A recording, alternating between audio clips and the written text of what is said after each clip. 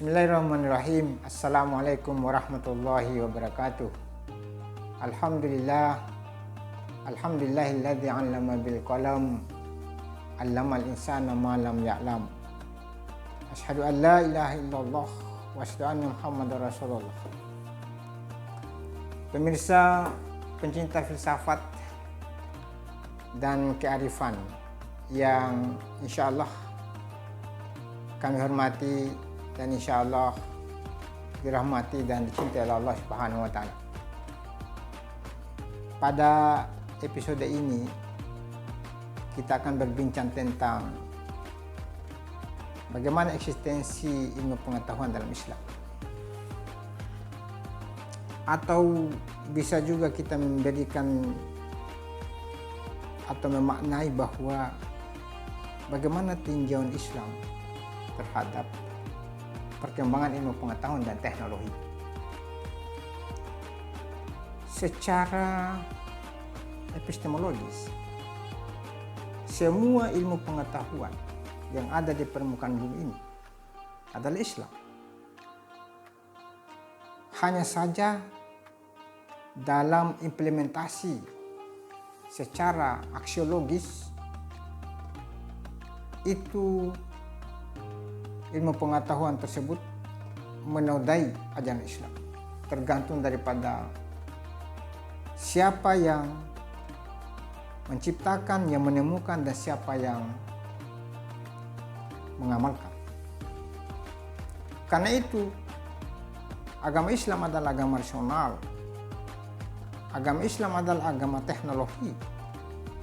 Agama Islam adalah agama sains. Salah satu ayat yang difirmankan oleh Allah Subhanahu wa taala dalam Al-Qur'an surat Ar-Rahman ayat 33. Bismillahirrahmanirrahim. Ya ma'saral jinni wal ins in istata'tum an tanfuzu min aqtaris samawati wal ard fanfuzu la tanfuzuna illa bisultan. Yang artinya, wahai sekelompok golongan jin dan manusia, jikalau engkau hendak melintasi atau ingin melakukan penelitian, menelusuri atau menembus langit dan bumi, maka silakan Anda tembus. Tetapi Anda tidak bisa menembus langit dan bumi kecuali dengan sultan. Kata sultan yang dimaksud adalah kemampuan. Kemampuan ini adalah kemampuan ilmu pengetahuan. Al-Quran ini secara tekstual mengingatkan kepada kita semua bahwa ada peluang manusia itu untuk melakukan penelitian atau menjelajahi langit dan bumi, bahkan sampai di angkasa. Tentu untuk bisa sampai menembus atau menjelajahi langit dan bumi dengan kemampuan ilmu pengetahuan dan teknologi. Inilah yang tidak disadari oleh kelompok-kelompok orientalis atau kelompok-kelompok saintis barat yang meninggalkan ajaran agama demi ilmu pengetahuan. Karena itu pemirsa sekalian, Al-Quran ini secara gamblang menyampaikan kepada kita bahwa manusia, jin dengan kemampuan dan alamnya ilmu pengetahuannya, bisa melakukan atau melintasi bumi dan langit atau langit dan bumi dengan ilmu pengetahuan. Inilah sehingga muncul beberapa ilmuwan dalam hierarki keilmuan menurut Al-Farabi, bahwa ilmu pengetahuan itu ada beberapa cabang. Ada natural science dan ada social science. Natural science, social science itu semua berdasar dari Al-Quran. Sehingga dalam perkembangannya ilmu pengetahuan juga itu berkembang menjadi beberapa cabang. Tadi natural science, eksakta dan kawan-kawan, social science dan kawan-kawan, kemudian humaniora.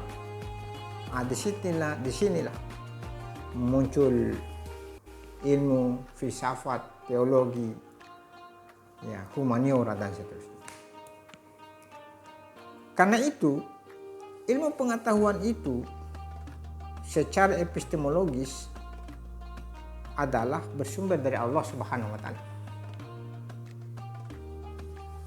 melalui malaikatnya dan kepada para nabi, mulai dari Nabi Adam alaihissalam. Jadi kalau kita mau berbicara tentang hierarki keilmuan atau epistemologi keilmuan, yang pertama, sumber pertama ilmu pengetahuan adalah Allah.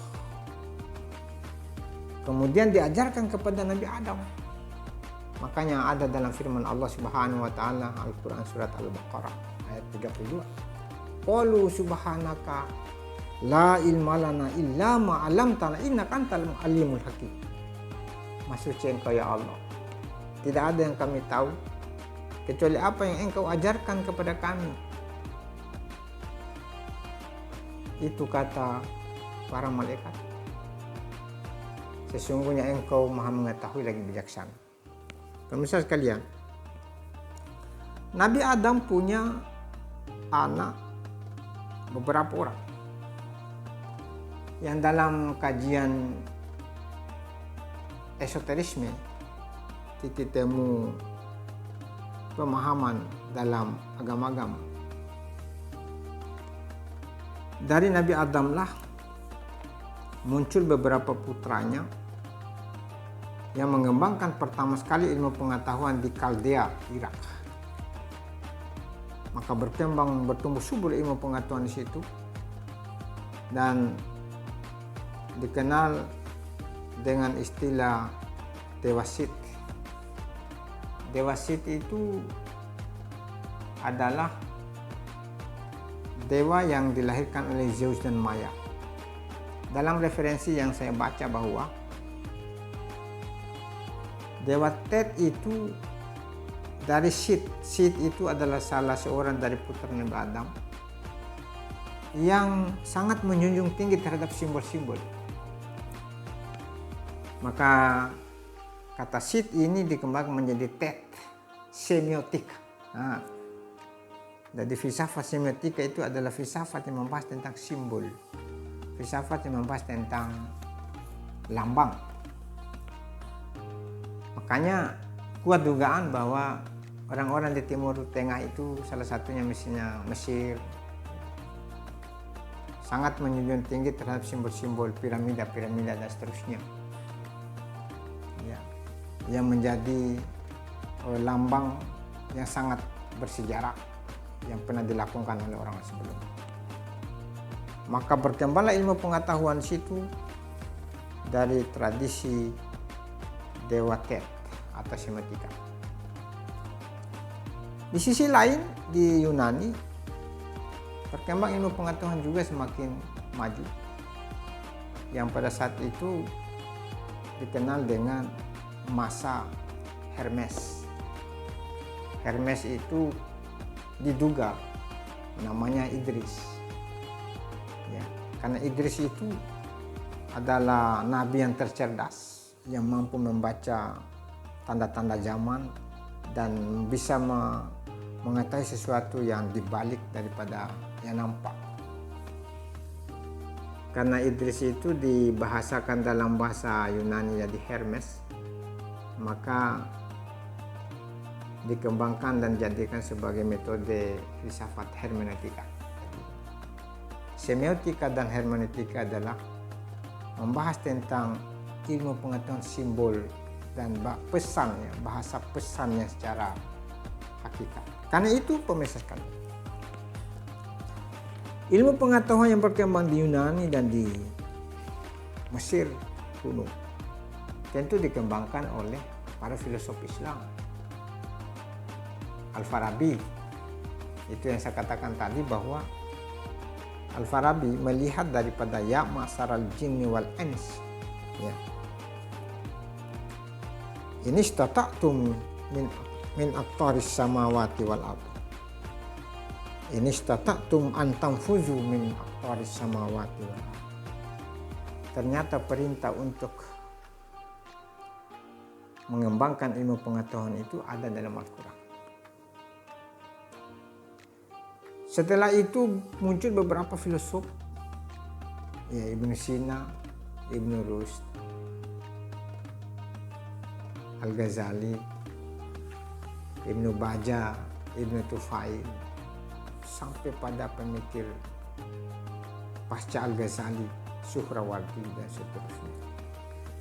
Kemudian muncul beberapa pemikir-pemikir Islam di abad pertengahan, ya Ibnu Khaldun, Ibnu Taimiyah dan seterusnya. Muncul pula ilmu pengetahuan, pemikir-pemikir Islam yang senantiasa melakukan kajian ilmu pengetahuan di abad modern, mulai dari Jamaluddin Al-Afghani di Mesir, Muhammad Abdul Qasim Amin, Rashid Rida dan seterusnya. Begitu juga di India, begitu pula di Iran. Karena itu pemirsa sekalian, kita tidak boleh memperbenturkan atau membenturkan antara ilmu pengetahuan dengan Islam. Sekiranya Barat mengenal Islam pada abad Renaissance, ilmu pengetahuan tidak akan sekuler seperti sekarang.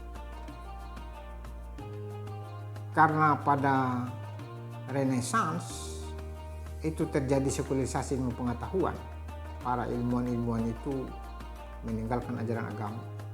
Sampai-sampai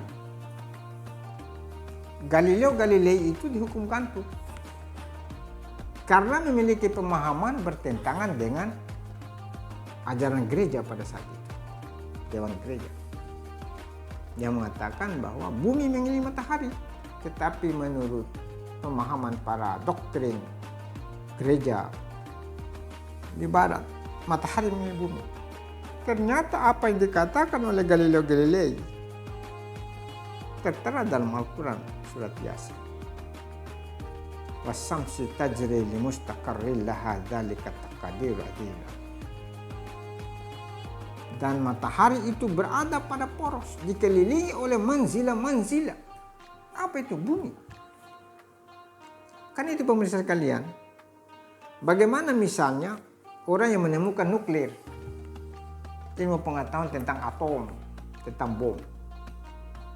Ilmu pada dasarnya adalah baik, tetapi ketika digunakan untuk memusnahkan manusia atau membunuh manusia, itu tidak baik. Atau misalnya ilmu tentang kejahatan. Itu ilmu kejahatan orang yang pelajari. Padahal pada dasarnya kejahatan itu dilarang. Allah sudah menciptakan semuanya, tinggal kita yang memilih. Walladzi khalaqakum faminkum kafiru wa minkum mu'min. Allah yang mencipta kamu, kamu sendiri yang mengkafir dirimu. Karena itu ilmuwan-ilmuwan yang tidak sadar ontologi hakikat daripada ketuhanan pada ilmunya, pasti dia salah guna terhadap ilmu. Menyalahgunakan ilmu pengetahuan. Contoh saja, Kenapa misalnya dari aspek kesehatan banyak penyimpangan-penyimpangan. Misalnya ada orang yang bisnis obat, ada orang yang bisnis tentang bagaimana menyembuhkan, mengobati orang. Dia tidak sadar bahwa ilmu yang kau miliki itu adalah titipan Allah. Di bidang politik, kontestasi dalam pemilu itu wajar, boleh.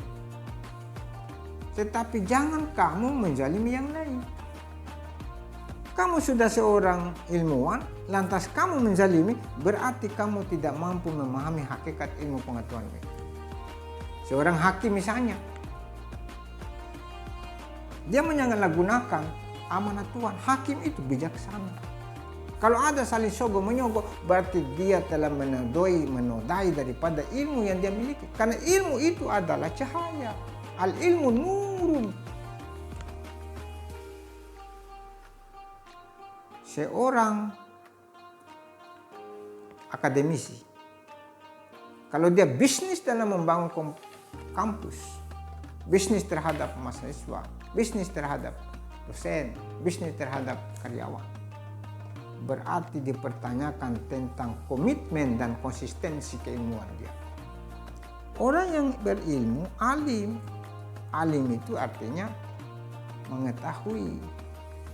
Mengetahui itu artinya mengetahui yang jelek dan yang baik, mengetahui yang buruk dan yang baik, yang halal dan yang haram.